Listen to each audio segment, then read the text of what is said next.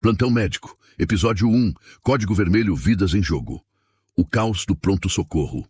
O pronto-socorro do Hospital São Lucas estava, como sempre, uma zona de guerra. Na recepção, o som dos telefonemas incessantes misturava-se com o farfalhar de papéis e o apito contínuo dos monitores de pacientes. O cheiro forte de álcool, antissépticos e produtos de limpeza pairava no ar, misturado com o odor da pressão e da tensão. No fundo, o som abafado de sirenes de ambulâncias chegava a cada momento, como uma melodia de terror que jamais parecia se silenciar.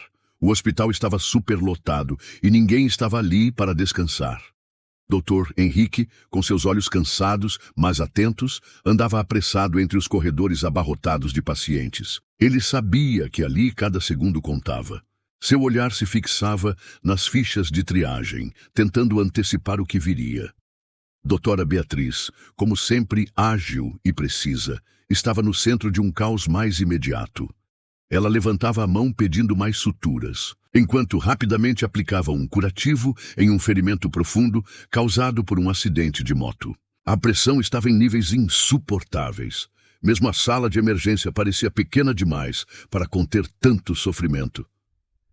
Beatriz, com os olhos focados nas mãos que trabalhavam sem parar, disse com voz firme, mas cansada: Doutor Henrique, a pressão na sala de emergência está aumentando. Vamos precisar de mais espaço em breve, e com esses recursos... E ela hesitou por um momento, olhando ao redor. Estamos no limite. Henrique não parou para responder. Seu foco era o próximo paciente que já estava a caminho. Ele sabia que a escassez de recursos era uma batalha diária, mas a vida de cada pessoa ali valia mais que qualquer outro problema.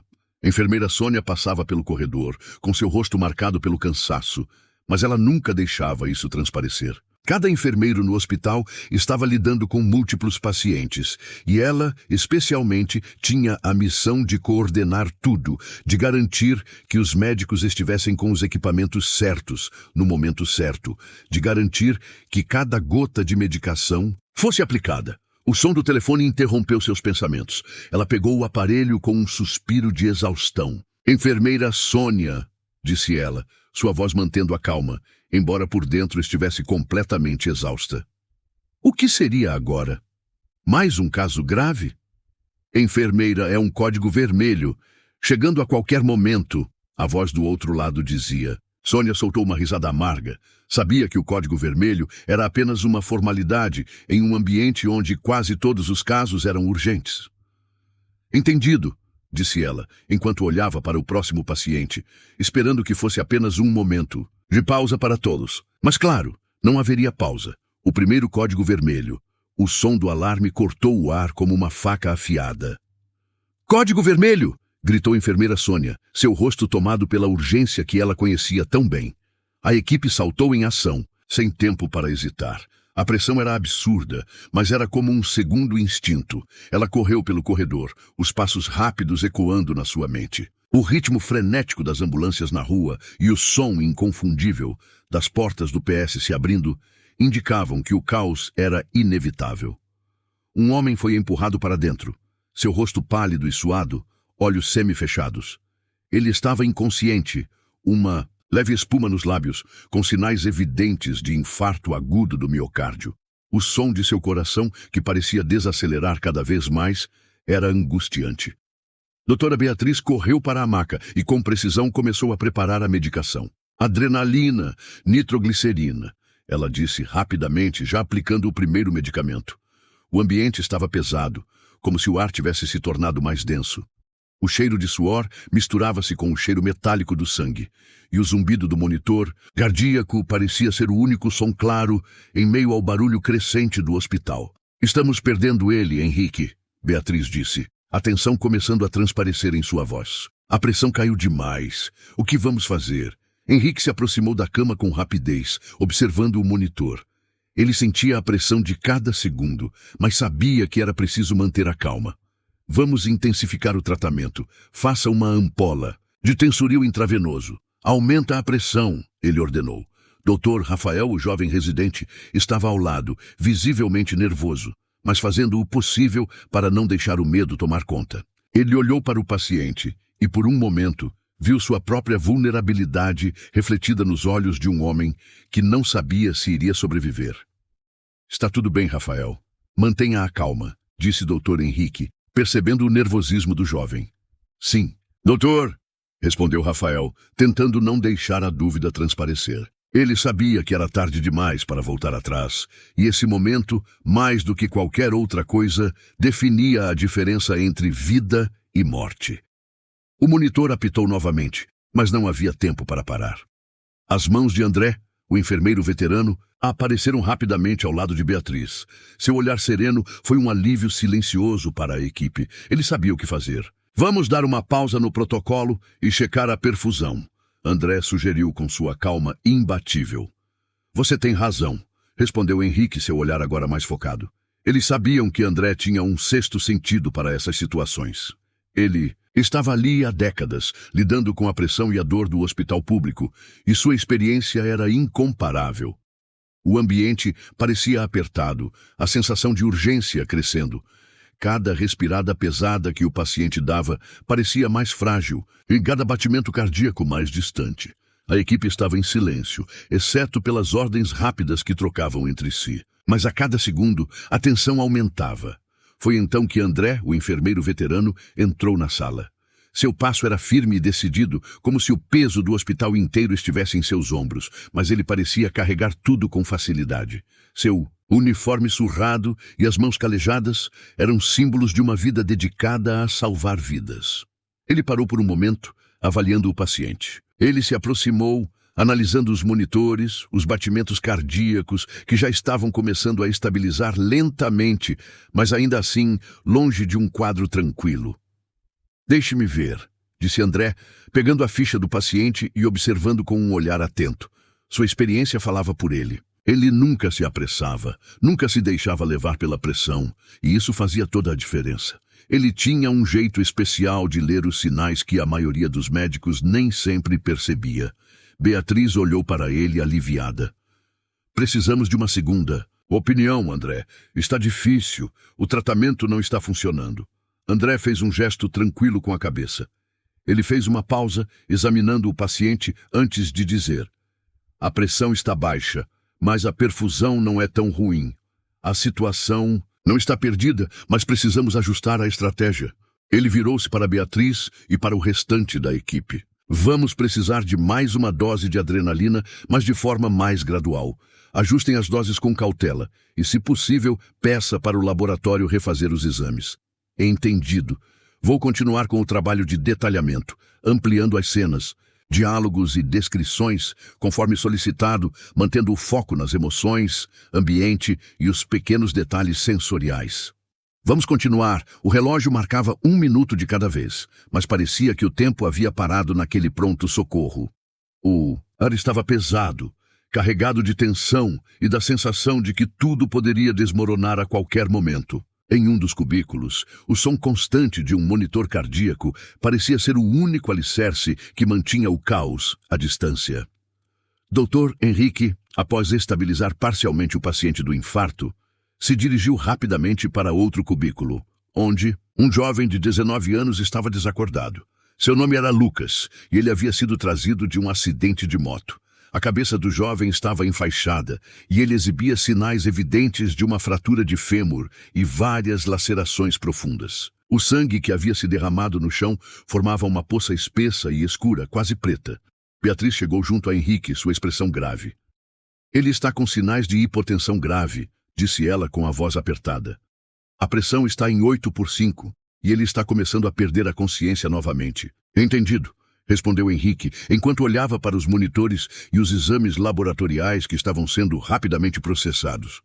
Ele sabia que o choque hipovolêmico era um risco sério nesse tipo de trauma, e que a pressão arterial baixa indicava que o jovem poderia estar em risco de morte iminente. Vamos administrar fluidos rapidamente, Beatriz. Precisamos estabilizar essa pressão. Enfermeiro André, que tinha acabado de sair da sala anterior, apareceu mais uma vez, suas botas rangendo no piso de cerâmica sujo. Ele caminhava de forma calma, mas com um olhar penetrante, que parecia avaliar cada pedaço da situação com uma precisão cirúrgica. A drenagem de sangue precisa ser feita logo. Se não corrigirmos essa hemorragia, ele não vai resistir ao choque, disse ele com a voz grave e controlada. Beatriz olhou para ele, assenti, e imediatamente começou a preparar os materiais necessários. Ela não precisava de mais explicações. A experiência de André falava por si só.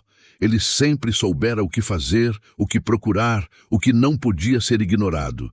Ele estava em um nível de expertise que ninguém mais tinha. Uma confiança silenciosa que todos ali dependiam. Eu vou com você, Beatriz, disse Henrique, quebrando o silêncio tenso.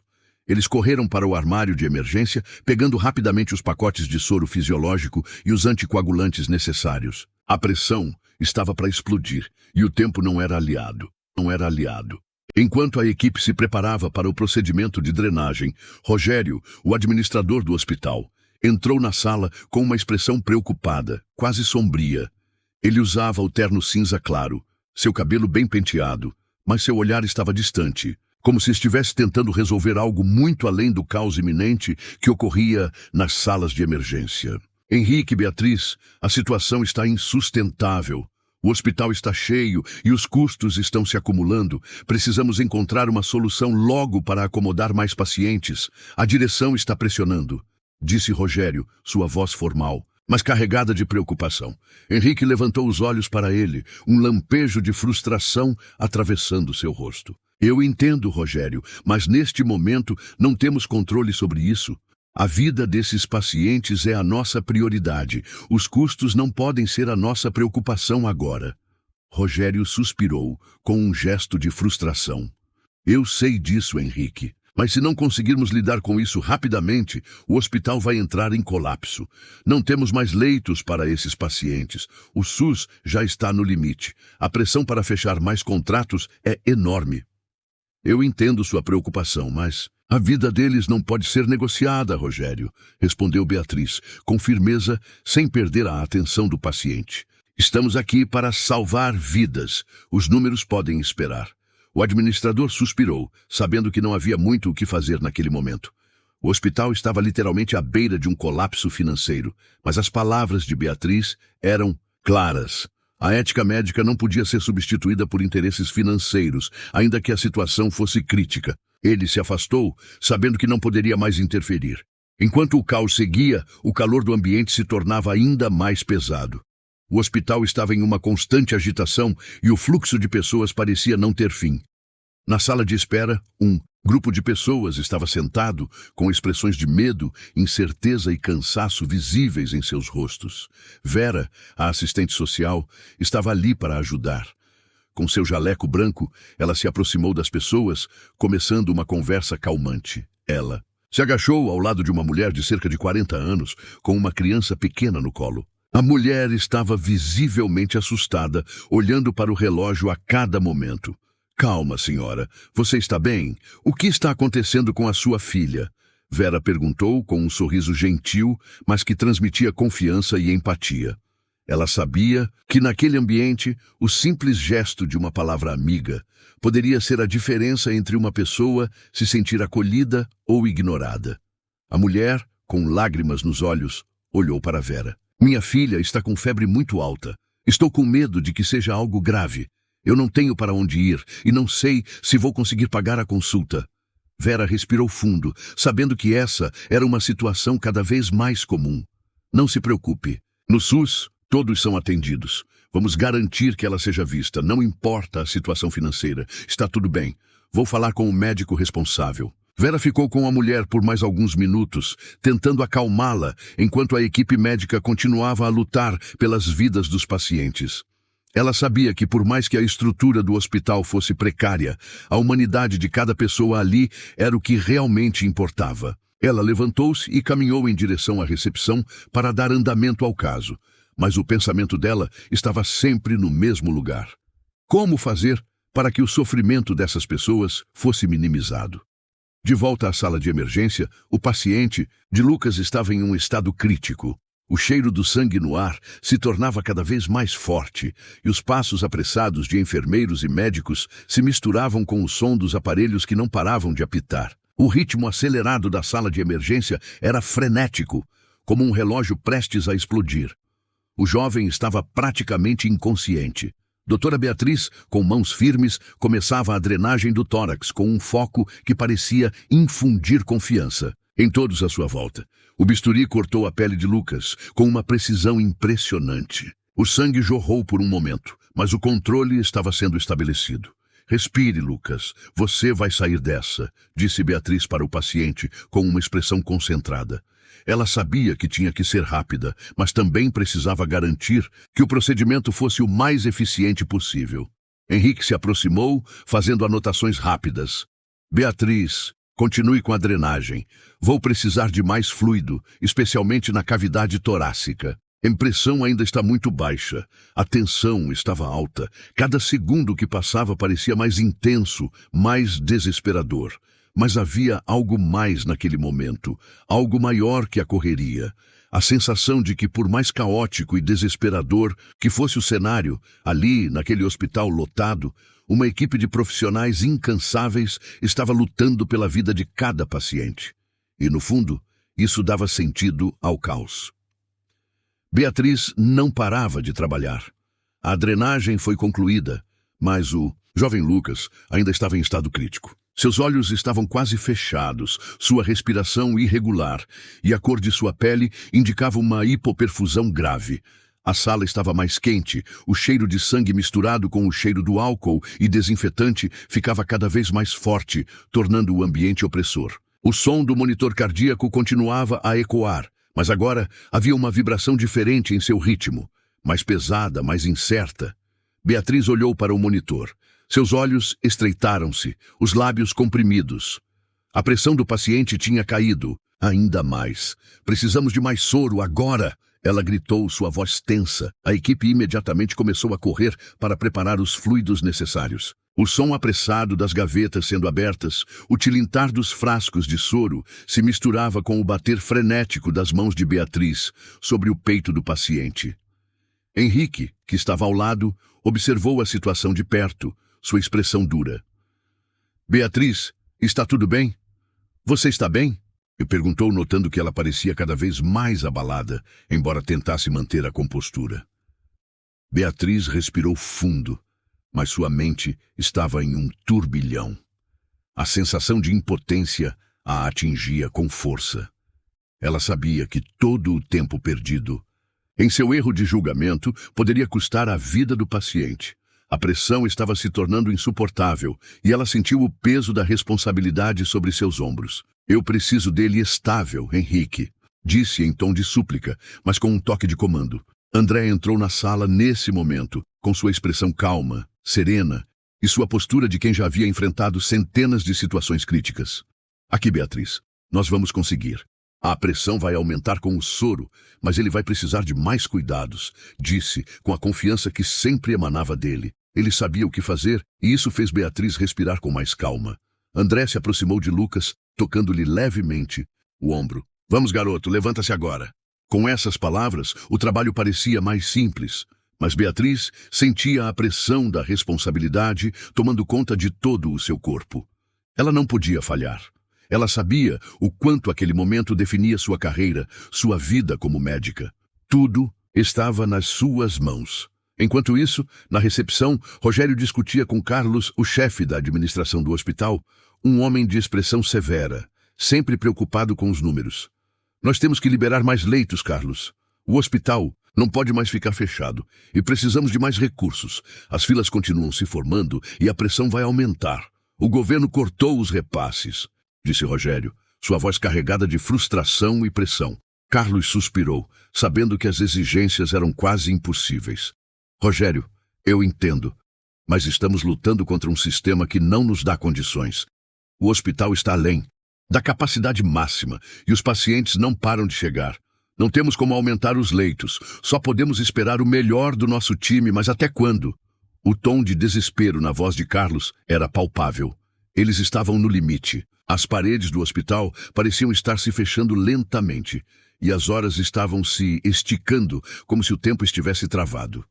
Eles não podiam simplesmente ignorar a realidade. O sistema estava rachando, e os profissionais estavam à beira de um colapso. Rogério olhou para Carlos com olhos cansados, mas sua face se endureceu. E se a pressão aumentar ainda mais? Eu não posso prometer mais 1 hora de funcionamento. Você sabe o que isso significa. Ambos estavam cientes do impacto que a situação poderia ter, não apenas na saúde dos pacientes, mas também na sustentabilidade do hospital. O SUS, por mais essencial que fosse, estava em um estado de falência, e ninguém sabia se o governo conseguiria manter o funcionamento de mais um mês. Eles estavam no fio da navalha. Enquanto isso, a situação de Lucas começou a melhorar gradualmente. Seu monitor cardíaco já mostrava uma estabilidade muito mais animadora. O soro estava funcionando, a drenagem estava completada com sucesso, e agora ele estava finalmente respirando de maneira mais regular. Sua pele já não estava tão pálida, e o ritmo cardíaco começava a se estabilizar. Beatriz e Henrique estavam de pé ao lado da cama de Lucas, seus rostos marcados pelo cansaço, mas agora com um brilho de alívio. O suor escorria pela testa de Beatriz, mas ela não se importava. Ela se sentia bem. Sabia que tinha conseguido. Você fez o que deveria ser feito, Beatriz, Henrique disse, colocando a mão sobre o ombro dela de maneira reconfortante. Ela olhou. Para ele, um sorriso exausto, mas verdadeiro. Eu pensei que fosse tarde demais, Henrique. Eu realmente pensei que não fosse conseguir. Eu sabia que você conseguiria, respondeu ele com um sorriso suave. A sala estava mais silenciosa agora. O som do monitor cardíaco era o único som de fundo, como uma confirmação da vitória. O cheiro forte de desinfetante já não era tão intenso e o ambiente parecia mais calmo. Mas Beatriz sabia que ela havia vencido essa batalha, ainda que soubesse que outra já estava à espreita. Isso era apenas mais um capítulo do caos, mais um momento fugaz de alívio no meio de tanto sofrimento. Na entrada do hospital, Vera estava novamente com os pacientes mais necessitados, orientando-os. Ela sabia que sua missão ali nunca terminaria. Ela sorriu para uma mulher que estava sentada, segurando a mão de seu filho pequeno. A mulher parecia exausta, os olhos vermelhos de tanto chorar. Oi, senhora. Como posso ajudá-la? Vera, perguntou sua voz gentil, mas firme. A mulher suspirou profundamente. Meu filho, ele está com dor de cabeça, febre, muito forte. Ele já teve uma crise convulsiva e eu não sei o que fazer. Ela segurava com força o filho, tentando afastar o medo de seu rosto. Vera olhou para a mulher e, com um gesto simples, fez um sinal para que a levasse ao pronto-socorro. Você veio ao lugar certo. Vamos cuidar do seu filho. O Dr. Henrique e a equipe vão dar atenção para ele. Fique tranquila. A mulher assentiu, um pouco mais tranquila, mas Vera sentia a dor dela, sabia o que ela estava passando. O hospital, tão cheio, e ela ali, tentando garantir que nenhum sofrimento fosse ignorado, que ninguém fosse deixado de lado. Vera conduziu a mulher até a entrada da sala de emergência. Ela sabia que, apesar de tudo, o sistema poderia falhar, mas as pessoas não podiam falhar. Ninguém poderia falhar. A noite continuava, e a equipe estava lutando dia após dia, noite após noite, sem descanso. O som do caos do hospital parecia fazer parte do ar, dos corações que batiam ansiosos e dos respiradores que nunca paravam. No entanto, havia uma sensação de determinação em cada movimento. Cada paciente era um soldado lutando pela vida. E a equipe, por mais exausta que estivesse, nunca desistia. O olhar de André, o enfermeiro veterano, cruzava o hospital com calma, observando os monitores e os pacientes com um senso de urgência, mas sem nunca demonstrar pânico. Ele sabia o que precisava ser feito. Sua experiência não permitia vacilos, e sua presença era um pilar de força.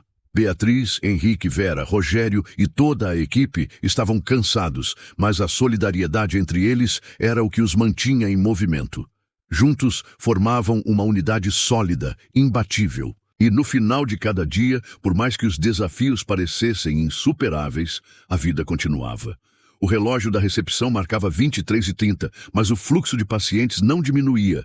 Cada minuto que passava parecia mais tenso, mais sobrecarregado. Rogério, já exausto, passava de uma ponta à outra da sala, se deslocando com pressa, mas com os ombros caídos, a expressão carregada. O cheiro de café frio, misturado com o de álcool e antissépticos, deixava o ambiente ainda mais sufocante. O som do telefone que não parava de tocar, somado ao murmúrio das conversas apressadas de outros profissionais, preenchia o ar de forma incessante. Carlos, o administrador, estava na sala de controle, olhando para os números no monitor, acompanhando cada recurso, cada gasto, com um semblante preocupado. Ele sabia o quanto as contas estavam apertadas. Rogério, a situação vai se complicar ainda mais se não tomarmos decisões rápidas, disse Carlos, sua voz um tanto baixa, mas carregada de urgência. Eu sei, Carlos, respondeu Rogério, batendo a mão contra o balcão, sentindo a pressão de todos os lados. Você tem ideia de como está a fila de espera? Cada paciente que chega aqui é um risco. Se não aumentarmos a estrutura, vamos perder a capacidade de atender a todos. Não quero nem pensar nas consequências de fechar o hospital por falta de leitos. Carlos olhou para Rogério com uma expressão de cansaço profundo. Eu também não. Mas até onde posso ir? Não podemos abrir mais leitos. Não temos como garantir os recursos que esses pacientes precisam. Eles vão se desesperar se começarmos a negar o atendimento. Rogério sabia que Carlos estava certo, mas ele não podia simplesmente desistir. E o que faremos então? Vamos esperar que o sistema quebre antes de agir? Você me conhece, Carlos. Não posso ficar parado enquanto as vidas das pessoas estão em jogo. Eles não têm voz, mas nós temos, e vamos lutar por eles até o fim. Carlos suspirou e olhou para o horizonte da cidade pela janela, iluminada pelas luzes amarelas e pela névoa da madrugada. Eu só queria que o governo nos desse mais recursos, que a situação não fosse tão complicada. Você sabe que a pressão financeira não ajuda em nada. Seus dedos estavam trêmulos, enquanto ele mexia nas pastas de papéis.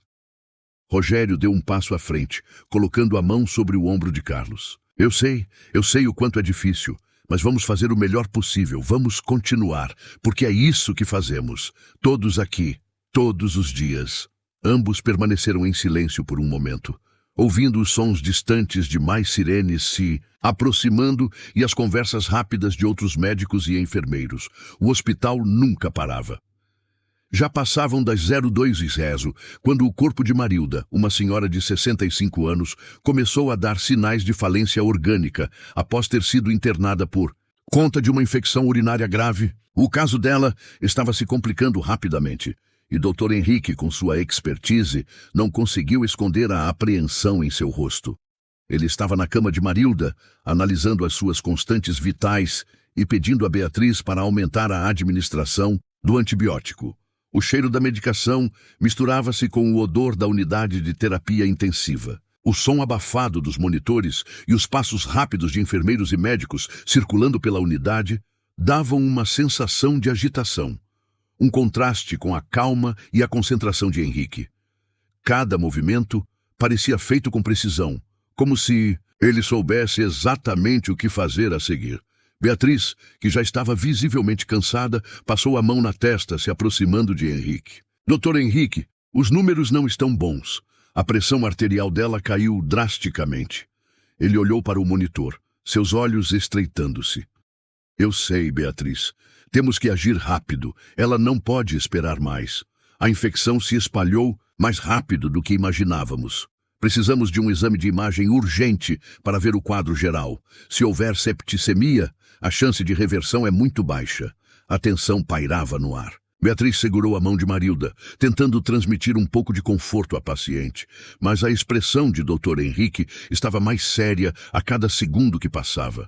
Ele sabia que as chances de recuperação estavam diminuindo com o passar das horas. Dr. Henrique, o que vamos fazer agora? Beatriz perguntou já desesperada, enquanto a pele de Marilda começava a perder sua coloração saudável, se tornando cada vez mais pálida. Henrique levantou a cabeça, sua expressão serena, mas seus olhos carregados de uma intensidade difícil de disfarçar. Vamos ter que arriscar uma intervenção, Beatriz. Vamos tentar estabilizá-la e conseguir a tomografia. Se a septicemia for confirmada, vamos preparar para uma cirurgia de emergência. Beatriz respirou fundo. Ela sabia que esse era um risco imenso, mas a vida de Marilda estava nas suas mãos. Ela confiava nas habilidades de Henrique, mas a incerteza estava lhe pesando. Enquanto a tensão aumentava na sala de emergência, uma nova chegada interrompeu o fluxo de trabalho. João, de 30 anos, Um operário que havia sofrido uma queda de uma altura de 3 metros foi trazido às pressas para o hospital. Ele estava inconsciente, com sinais evidentes de traumatismo craniano. Seu corpo estava imobilizado em uma maca, com a respiração irregular e os olhos fechados. A equipe de emergência foi rápida. André, o enfermeiro experiente, foi o primeiro a chegar ao lado de João. Ele imediatamente iniciou a verificação dos sinais vitais e rapidamente deu as instruções para a realização de exames radiológicos. Essa queda foi de altura significativa. Temos que ser rápidos, pessoal. Vamos estabilizar a coluna e fazer a tomografia sem demora, disse André, com uma calma firme, que deu aos outros profissionais a confiança necessária para agir com eficiência. Beatriz estava ao lado de João, verificando os sinais vitais, enquanto Henrique se preparava para a tomografia. O cheiro do suor, da formalina dos equipamentos e do álcool que impregnava o ar fazia tudo parecer ainda mais pesado. A urgência da situação pairava no ambiente. O som do respirador mecânico, a agitação dos profissionais e o som das rodas, da maca empurrada apressadamente, misturavam-se à respiração ofegante de João. Ele está indo para o CT, mas não temos muito tempo, Henrique disse, olhando para Beatriz. Você acha que ele vai conseguir sobreviver, doutor Henrique? E Beatriz perguntou, a preocupação evidente em seus olhos. Henrique deu um pequeno sorriso, tentando acalmar Beatriz, mas sua voz era firme. Vamos fazer tudo o que pudermos, Beatriz. Não podemos desistir de nenhum paciente. Não hoje. Não agora. A imagem de João, ali, inerte, parecia refletir a tragédia que estava ocorrendo em todos os cantos do hospital. A luta pela vida era constante e, muitas vezes, parecia não haver vitória possível. No entanto, no coração de cada médico, de cada enfermeiro, havia uma chama inextinguível. Eles não podiam se permitir desistir. O hospital estava finalmente mais calmo. A adrenalina dos últimos momentos começou a dar lugar ao cansaço. No entanto, a equipe médica sabia que, no plantão médico, nunca havia realmente um descanso. A correria era constante e as vidas continuavam a ser colocadas à prova a cada segundo. Mas algo estava prestes a acontecer. Algo que mudaria tudo. A enfermeira Mariana ajustava os monitores em uma das últimas salas de emergência. Ela olhou para os gráficos em sua tela, mas logo notou algo estranho, um sinal de alerta, um coração parando de bater. Ela franziu a testa e apertou o botão para chamar a atenção de Dr. Rafael, o médico mais experiente da equipe. Dr. Rafael, venha rápido. Este paciente, ele não deveria estar aqui ainda, disse ela, a voz embargada. Enquanto o médico corria em direção à sala, o administrador do hospital, o sempre pragmático Jorge, passava pela recepção com seu olhar atento. Seus olhos se estreitaram ao ver o movimento apressado e os gritos pelo corredor. Ele sabia que algo estava prestes a sair do controle, mas não imaginava que seria o pior pesadelo do hospital. Na sala de emergência, o Dr. Rafael chegou e parou, abruptamente. O paciente, um homem de cerca de 30 anos, estava lá, mas ele já havia sido dado como morto durante a manhã. O coração dele parara e não havia sinais vitais. Mas isso não faz sentido, murmurou Rafael, examinando os monitores. Ele estava morto. Os olhos de Ana, a assistente social, também se arregalaram quando ela entrou na sala. Ela conhecia o homem. Ele estava no pronto-socorro pela manhã. Tinha um histórico de doença cardíaca grave, mas havia sido estabilizado e transferido para a UTI. Ela olhou para os médicos, mas antes que alguém pudesse responder, o paciente despertou. O que está acontecendo? Como ele ainda está vivo? Antes que alguém pudesse falar mais, o som do alarme de emergência ecoou pelo hospital. Algo ainda pior estava prestes a acontecer. No rosto assustado do Dr. Rafael, seus olhos refletindo uma mistura de confusão e espanto, o impossível acontece. E no plantão médico, ninguém está preparado para o que virá a seguir. O que acontece quando a morte se recusa a ser vencida?